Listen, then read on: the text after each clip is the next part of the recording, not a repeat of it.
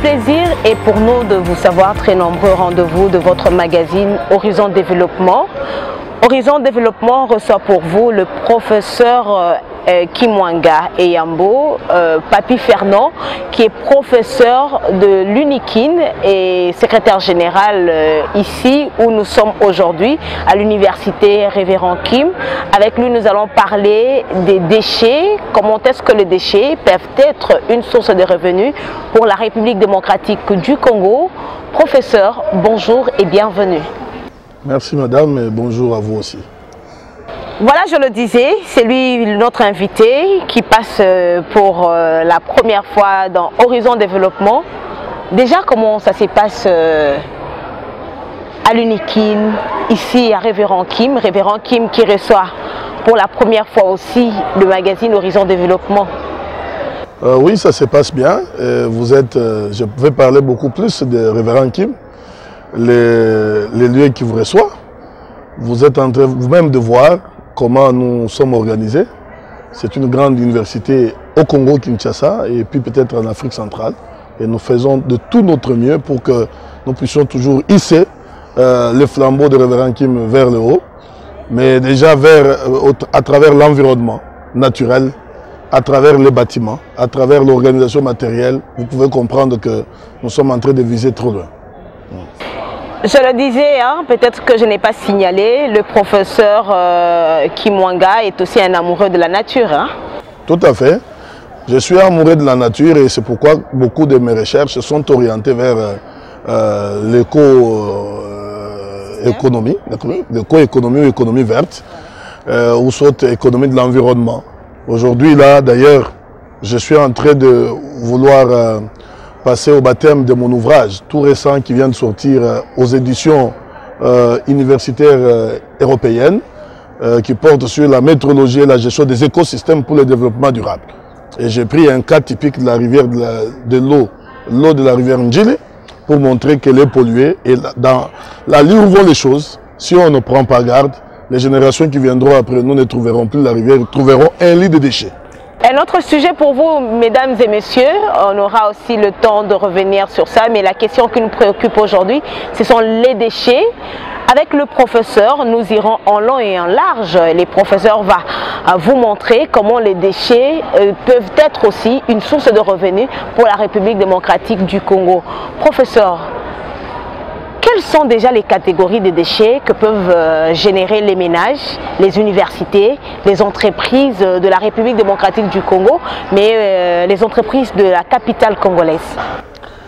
De manière générale, selon la nature physique, nous avons trois types de déchets. Il y a les déchets solides, il y a les déchets liquides et les déchets gazeux. Généralement, les ménages produisent les déchets physiques et les déchets, disons, liquides.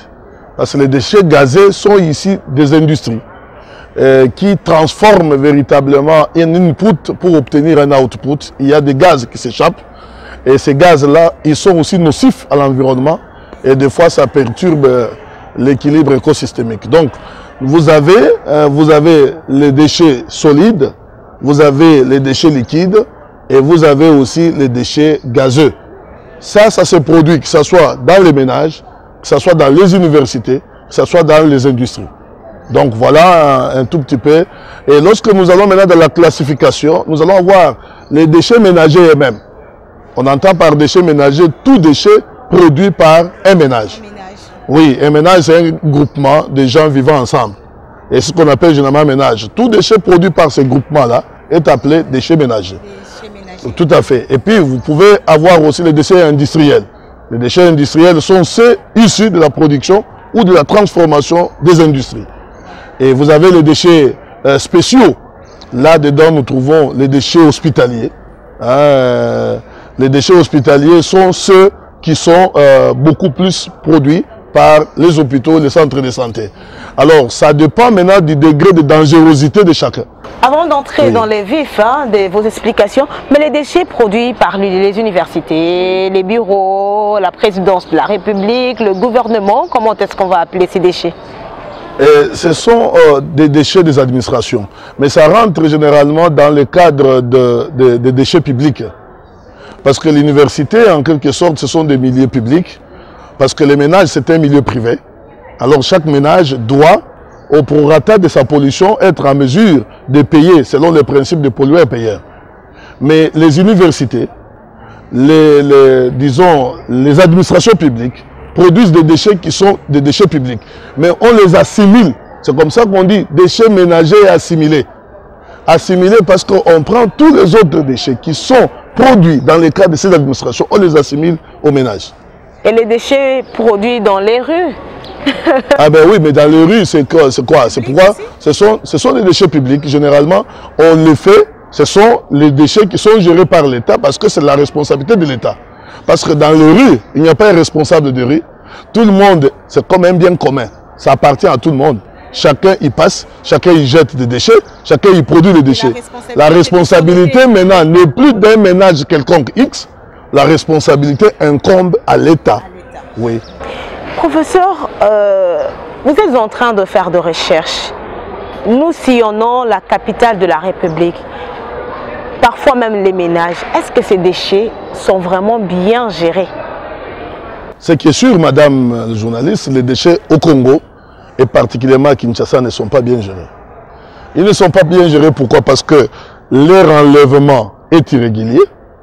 Deuxième chose, les dépotoirs ou les décharges intermédiaires se retrouvent à peine quelques endroits, alors que ça devait exister après peut-être 500 mètres. Vous avez un truc pour éviter des longs trajets. Parce que les longs trajets découragent les gens et entraînent de mauvaises habitudes dans les chefs de ménage. Soit enfouir dans les sols, soit incinérés, soit régés à l'air libre. Alors, si vous avez plusieurs décharges intermédiaires ou de transit, comme on les appelle, ça peut faciliter à ce que ça réduise les distances du domicile du ménage vers les lieux, la décharge intermédiaire. Mais une autre désorganisation, madame, c'est le manque de moyens. Ça veut dire que l'hôtel de ville est incapable aujourd'hui de pouvoir disponibiliser des moyens suffisants afin de prendre les déchets de l'amont vers l'aval. Quand j'appelle l'amont, je vois les tri domiciliaires et quand je vois l'aval, je vois le centre d'enfouissement technique. Malheureusement, entre les tri domiciliaires et le centre d'enfouissement technique, il se pose un problème de transport qui doit être responsable. Ce transport est mal organisé, à telle enseigne qu'on transporte les mêmes déchets. Le long du transport de ces déchets, les déchets tombent. C'est qu'on veut une chose et son contraire. Voilà, tout cet ensemble d'éléments justifie la désorganisation ou la mauvaise gestion des déchets à Kinshasa. Mais qu'est-ce qui est à la base de cette mauvaise gestion? Parce que on sait qu'à travers le monde, quand on parle des poumons, la République, si je ne me trompe pas, est deuxième réserve au monde. Donc on a de richesses. Est-ce que, selon vous, professeur, qu'est-ce qui est à la base de cette mégestion de nos déchets? Première chose, c'est le manque criant d'un leadership fort. Quand je dis leadership fort, ça veut dire lorsque vous venez au pouvoir, il faut déjà avoir en vous ce que vous pourrez faire demain. Une fois au pouvoir. Ça veut dire que je peux me dire, au niveau de l'environnement, voici mes préoccupations. Voici ce que je vais amener comme solution. Aujourd'hui, nous avons vu, je ne sais pas si on va en parler, c'est des programmes actuels du gouverneur. Oui, c'est un bon programme. Malheureusement, qu'on a confié. Le gouverneur, il est au four et au moulin. Oui, les pauvres parce qu'il se fait entourer de gens qui ne sont pas spécialistes du domaine. Vous savez, madame, nous devons faire un distinguo entre les environnementalistes purs, ces gens qui ont fait la faculté des sciences, et les économistes environnementalistes. Comme vous. Oui, comme nous, parce que nous avons la possibilité de voir comment on peut rentabiliser l'environnement. Parce que les environnementalistes, leur problème, c'est le conservationnisme de l'environnement. Mais nous, économistes, c'est comment utiliser de manière... Utiliser. Malheureusement, oui. Malheureusement, oui. On ne sait pas donner le conseil aux ministres, aux gouverneurs.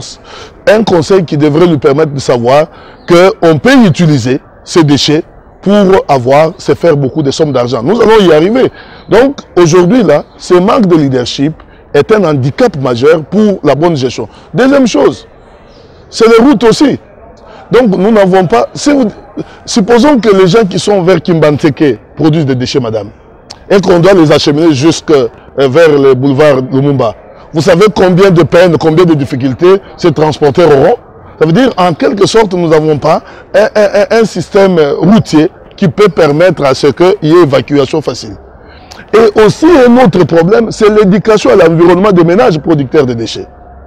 L'éducation à l'environnement. Pourquoi? Parce que les ménages devraient déjà être inculqués en eux l'idée selon laquelle vivre aux côtés des déchets est un danger pour eux. Parce que les déchets amènent des maladies et les maladies ne font qu'augmenter le coût lié aux soins de santé. Or, si on a bien géré en amont les déchets, nous éviterons toutes ces maladies et ça va être bénéfique pour les ménages. Donc, il faut éduquer les ménages et vous allez comprendre qu'en éduquant les ménages, on sera en mesure de bien endiguer tout cela. Professeur Kimwanga, vous avez parlé des infrastructures, mais dans cette ville, on a vu l'Union européenne qui a géré à un moment les déchets de la capitale. Mais ce n'était pas ce que nous sommes en train de voir, mais ce sont toujours les mêmes routes que l'Union européenne avait utilisées pour évacuer les déchets. Madame, oui, dans ma thèse de doctorat, j'en parle. Parce que ma thèse de doctorat, je parle de la gestion des déchets, économique des déchets. J'ai évoqué les programmes PAOK, ça veut dire programme d'assainissement urbain de Kinshasa, de l'Union européenne, j'ai qualifié de triste mémoire. Pourquoi de triste mémoire? D'abord, connaissant qu'il n'y avait pas de route, l'Union européenne s'est limitée dans les quartiers urbanisés. Si vous regardez très bien. Ils ne se sont limités que dans les quartiers. Donc ça aussi c'était chaotique alors que les Kinois ont apprécié ce projet. Oui, mais les Kinois de quel bord? Les Kinois des quartiers urbanisés. Moi qui vis à Massina, moi qui vis à Kimbantseke, je n'ai pas vu ce truc. C'était Lingwala, c'était Kasavubu, c'était Bandal, Bugombe. Donc on a pris les quartiers dans lesquels on était en mesure d'évacuer facilement. Et puis, le programme en lui-même, les fonds du programme, madame, on peut les critiquer. Pourquoi on les critique? C'est que nous sommes dans l'incapacité de pouvoir savoir que les programmes-là pouvaient éliminer totalement les déchets. Pourquoi? Parce qu'ils s'intéressent en aval. L'amont des déchets était ignoré par le programme PAOK. Pourquoi? Parce que l'amont, c'est l'engagement des ménages. Par contre, ils attendaient que les ménages, par leur volonté, viennent jeter les déchets ou bien remettre les déchets dans les centres de transit. Une population qui n'est pas éduquée, c'est difficile d'attendre d'elle le transport de déchets de chez elle vers les lieux. Il fallait qu'ils comprennent d'abord comment faire le tri domiciliaire, éduquer les gens et ils auront réussi en aval vers l'acheminement au centre d'enfouissement technique. Le professeur Kimwanga révèle que le projet PARO était aussi un échec, contrairement à ce que nous voyons certains politiques apprécier, certains Congolais saluer cette initiative avec l'Union européenne. Donc c'était vraiment chaotique. C'était un projet qu'on appelle de visibilité. Les gens voulaient montrer qu'on est en train de gérer, on a un partenariat avec l'Union européenne, qu'on sort et puis justifier les fonds. Mais au vrai sens du terme, pour tout spécialiste qui se connaît, ce projet n'a pas résolu le problème des déchets. Parce que les déchets sont restés dans les ménages, en train de s'incinérer, en train d'être jetés dans les rivières, dans les caniveaux, en train d'être enfouis dans le sol, alors que ces fameuses décharges intermédiaires étaient encore là. Mais même les décharges intermédiaires étaient au nombre de combien, madame? C'est là que nous devons être interpellés. Au lieu de toujours penser à ces apports, oui, ces apports sont importants. Mais lorsque nous sommes toujours en train de penser à cela sans pouvoir nous organiser, comment mobiliser les fonds internes, ça sera toujours difficile. Donc c'était à l'avantage de l'Union européenne et non aux Kinois. Et c'était à l'avantage de l'Union européenne et du pouvoir public à l'époque. Le régime Kabila? Pas Kabila, je parle de la ville de Kinshasa parce que les déchets est une question municipale. C'était avec Kimbuta, oui, c'est une question municipale, c'est le gouverneur qui doit s'assumer. C'est que quand la ville est sale, ça ne repose pas sur la responsabilité du président de la République, ça repose uniquement sur la responsabilité du gouverneur. Et le gouverneur Kimbuta, normalement, vous avez entendu, madame, vous êtes très mieux informé que moi, qu'il y avait une guerre entre le premier ministre Matata et Kimbuta sur la gestion des déchets. Jusqu'à un certain moment, le directeur de cabinet du président de la République, Moulania, ça en était accaparé parce qu'il avait constaté un délaissement total. Mais là où je dois insister, dès lors que la ville ne prend pas les choses en charge, les déchets demeureront. Il faudrait que le gouverneur s'entoure de vrais spécialistes. Et quand nous disons vrais spécialistes, les gens pensent que nous cherchons du boulot. Non! Par contre, nous sommes dans notre enseignement, vous nous trouvez toujours très efficaces. On vient de très occupés au service de la jeunesse et du Congo. Mais on vient de publier des ouvrages, mais un ouvrage que nous publions dans notre enseignement. Vous avez à cœur le problème de développement de la RDC. Et surtout des déchets, madame. Surtout des déchets. Si le gouverneur est en train de nous suivre, et comme il suit beaucoup plus votre mission, je vais lui demander soit d'essayer de convoquer des experts qui pourront, par exemple, lui amener des recettes, des propositions. Parce que nous allons arriver tout à l'heure sur comment les déchets deviennent l'aubaine économique. D'abord, quel mécanisme pour que la ville-province de Kinshasa puisse gérer bien ces déchets? Vous êtes expert. Cette émission propose aussi, fait aussi de propositions pour le développement de la capitale, mais aussi de la République démocratique du Congo.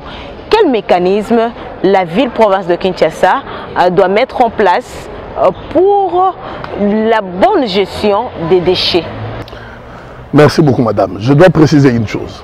Les déchets, à cause des maladies qu'ils causent, tuent plus que la Covid-19 en RDC.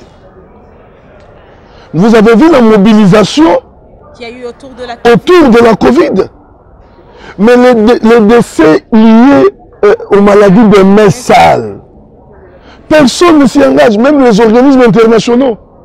Mais c'est là que je dois dire que si réellement l'hôtel de ville devrait commencer, moi je loue le programme Bopeto, mais c'est son exécution qui pose problème. Mais dans le programme Bopeto, on devait d'abord commencer à définir les objectifs à court, à moyen et à long terme. Mais ici, qu'est-ce qu'on fait? On lance les artistes qui vont commencer. Ça me faisait rire quand j'étais dans mon canapé en train de regarder. Je me suis dit, est-ce que nous avons des leaders réels? Est-ce que le problème des déchets, c'est le problème de venir faire un concert? Normalement, c'est aussi une sensibilité. Ah non, non, madame, je vais vous dire une chose. Vous avez vu, pour la Covid, on a fait le concert, mais on a pu engager des artistes. La Covid aussi, on a vu des artistes engagés, oui, Rasson et les autres engagés. Comment ils ont... Ah, très bien, madame, je vous donne raison. Mais c'est la voie idéale, ça veut dire, on prend les artistes, on prend les médias, on confie des programmes et des thématiques bien précis, les CNET, pour que les Congolais d'abord comprennent que les déchets, c'est un danger. D'abord, la première des choses. Et les déchets, ça peut procurer de l'argent. Troisième chose, les déchets, ça peut faire que la ville soit propre, si on les gère bien. Mais dès lors que l'objectif premier, la sensibilisation pose problème, on tombe directement dans l'objectif dernier, l'enlèvement. Mais vous allez enlever comment? C'est comme ça qu'ils sont en difficulté. J'ai entendu...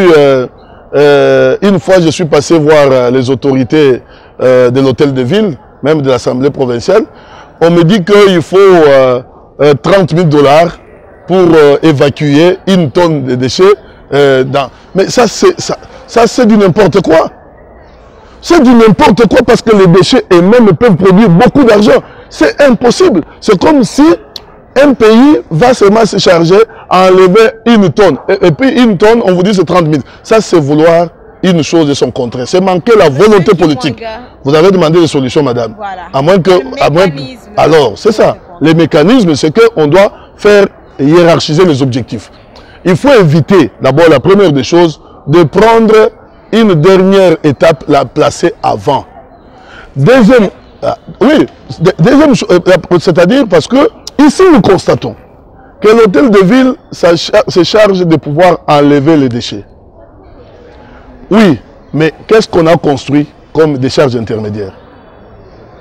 Rien du tout. On est en train de vouloir récupérer les décharges intermédiaires laissées par les parents. Mais entre-temps, combien de millions de tonnes ou de mètres cubes de déchets la capitale produit? Il faut des véhicules. L'arsenal, on n'en a pas. On est en train de chercher comment aller dans le programme,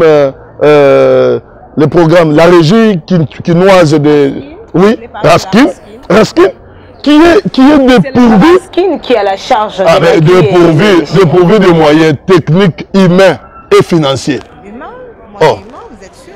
Oh, mais humain, oui, parce que le personnel est vieillissant. Je fais ma thèse sur cette question, madame, je sais de quoi je parle. Moi-même, je suis passé, je sais que le personnel est vieillissant, le matériel est très vieillissant, Et d'ailleurs, même les camions de l'Union européenne, que l'hôtel de ville a récupéré. Allez voir l'état dans lequel se trouvent ces engins. Donc, après avoir fait ça, au même moment qu'on construit les décharges intermédiaires, on sensibilise aussi la population. Mais on va arriver, parce que je ne vais pas beaucoup plus parler de financement, parce que vous allez poser la question. C'est pourquoi je dis, lorsque la population sera sensibilisée, elle sera aussi sensibilisée par le fait qu'elle comprenne que les déchets que je produis, je dois aussi payer pour que ces déchets soient enlevés.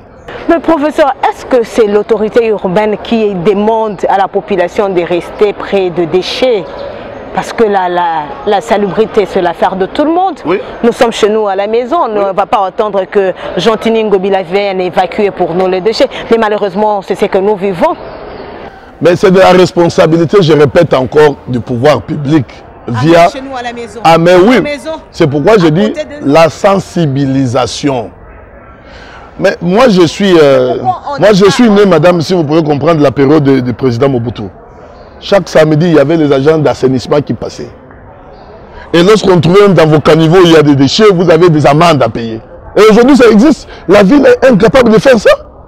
On a instauré un salongo, un fameux salongo qui n'existe que de nom pour avoir des tickets dans les marchés, alors que les marchés sont les plus sales du monde. Samedi, il y a quand même salongo. Il n'y en a pas, madame. Il y en a. Moi, j'ai eu à circuler dans certaines communes où le samedi, il y a salongo, professeur. Non, ce sont les salongos qui sont faits sous les caméras de télévision. Moi, j'ai dit des salongos qui sont faits sciemment parce que les gens sont conscients du danger qui les guette. Non, il n'y en a pas. Et vous allez voir un bourgmestre qui arrive là-bas, on le filme, et il est en train de curer le caniveau. Ça, c'est pas un salongo, ça. Ça, c'est une question. Non, c'est une question de visible. Il faut faire hors caméra, alors. Moi, c'est que. Non, ils ne le font pas. Moi, c'est que je veux. S'ils le font, les communes, les marchés de ces communes devraient être dépourvus de déchets. Comment est-ce que les déchets peuvent être une source de revenus? En se basant sur le principe de pollueur-payeur. C'est-à-dire quoi? Ça veut dire, celui qui a pollué doit payer au prorata de son degré de pollution. Ça veut dire, si vous avez pollué X à X degrés, vous devez payer un montant X pour compenser la pollution afin qu'on puisse dépolluer. À dépolluer, c'est quoi? L'argent que vous allez payer va permettre à l'hôtel de ville de faire quoi? De pouvoir vous sensibiliser, de pouvoir vous enlever les déchets de vos domiciles jusqu'à l'enfouissement technique. Dans notre thèse de doctorat, nous avons dit qu'il faut socialiser le principe de pollueur-payeur. Tout en connaissant que tout ménage consomme. Tout en connaissant que toute consommation entraîne les déchets. Donc tous les ménages sont pollueurs. Comme tous les ménages sont pollueurs, trouvons un montant X que j'appelle dans la thèse consentement à payer des ménages. Les ménages vont consentir un effort financier X. Et à l'époque, quand je faisais ma thèse de doctorat, c'est 4 000 francs. Écoutez, madame, je vais finir. 4 000 francs congolais, 5 000 francs, si nous devons arrondir, par ménage. Or, nous avons plus d'1 million de ménages. Par ménage, mensuellement? Mensuellement. 5 000 francs mensuellement. Nous avons plus d'1 million de ménages. Nous allons avoir, si nous avons 2,5, parce qu'à l'époque, ça faisait 2,5 $ par mois, multiplié par 1 million, nous avons 2,5 millions $ par mois pour la ville de Kinshasa. Mais pourquoi se plaignent-elles de l'argent? C'est comme s'ils veulent une chose et son contraire. Qu'ils nous appellent, nous allons faire un mécanisme, un cadre de cohérence pour essayer. Est-ce que vous avez eu aussi à penser à mettre à la disposition des autorités ces propositions contenues dans votre thèse? D'abord, le jour de ma défense, j'avais invité l'ancien gouverneur de la ville de Kinshasa qui n'était pas venu. J'avais invité Mme Thérèse Olenga. Et aujourd'hui, après, je venais de rencontrer le président de l'Assemblée provinciale pour lui parler de la question. Et il était très content. Il a dit qu'il allait m'accompagner dans cette situation parce que lui accompagne beaucoup plus les chercheurs qui sont dans cette situation parce que ça les préoccupe beaucoup. Oui, et, tout à fait. Et j'ai déposé aussi un travail à l'hôtel de ville. Jusque-là, j'attends qu'on m'appelle. Mais quand j'ai trouvé que trop c'était trop, j'ai créé une ONG. ADDE, ça veut dire Action pour la défense des droits environnementaux. Parce que les ménages ont le droit de vivre dans un environnement sain. Ah non, elle se fait sentir parce que déjà nous avons, comment on appelle, les charrettes motorisées, nous avons acheté 40. Or, une charrette, c'est 4 000 $. Vous pouvez vous imaginer. Un individu, 40. Vous pouvez vous imaginer maintenant la ville qui a toutes les taxes avec elle. Alors, nous avons choisi, oui, nous avons choisi, mais les partenariats que nous allons avoir avec l'hôtel de ville, c'est nous disponibiliser les décharges intermédiaires. Madame, Messieurs, nous allons prendre à présent votre rubrique découverte. Découverte, vous le savez que depuis le 15, les églises ont repris avec leurs activités. Et nous avons sillonné quelques églises de la capitale, notamment l'aumônerie de l'église protestante qui se trouve au sein de l'ISTA avec le pasteur Eric.